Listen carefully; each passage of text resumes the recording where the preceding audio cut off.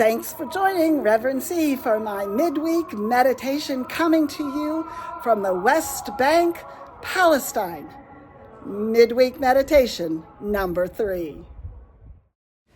Today, we explore the village of Silwan, an area near Jerusalem inhabited for over 3,000 years.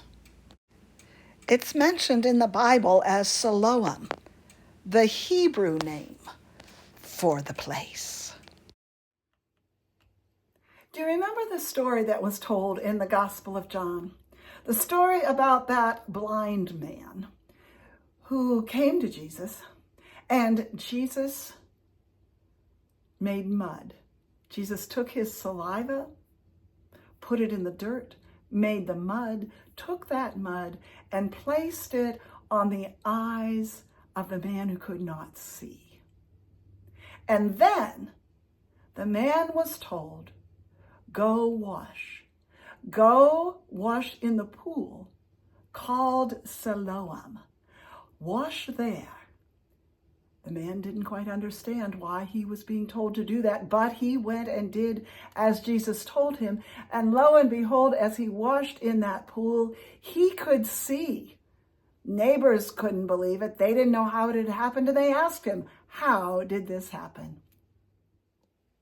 So if you remember that story, or now have been reminded of that story, you will want to hear this modern day story.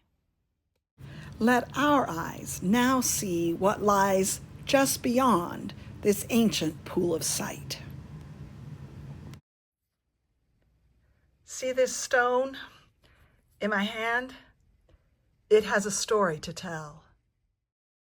It's a story about a house with walls, with rooms, with pretty patterned floors. This house was part of the community, had lots of love in it, generations living there, happy memories emanating from it. Bulldozers arrived on March 1st, 2024 to reduce this home to rubble.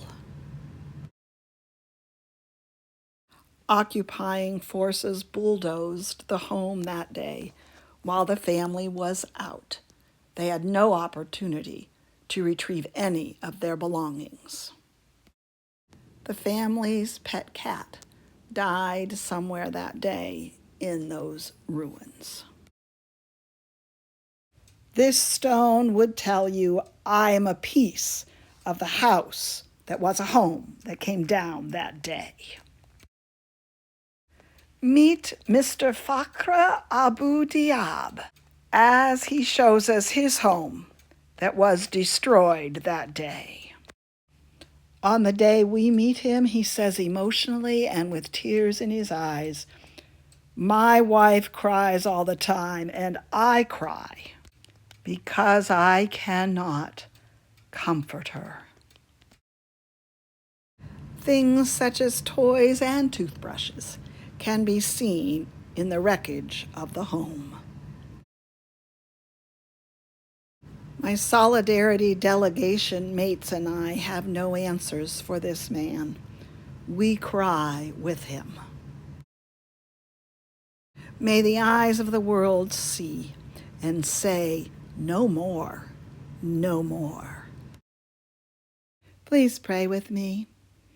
Oh God, if stones could talk, what stories they could tell. Come, Lord, come, and bring sight to the blind, to those who cannot see, to those who fail to see, and to those who refuse to see.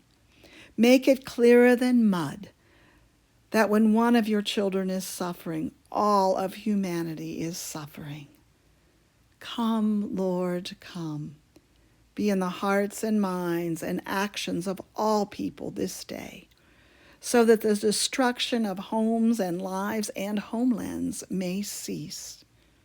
Hear this prayer. Amen.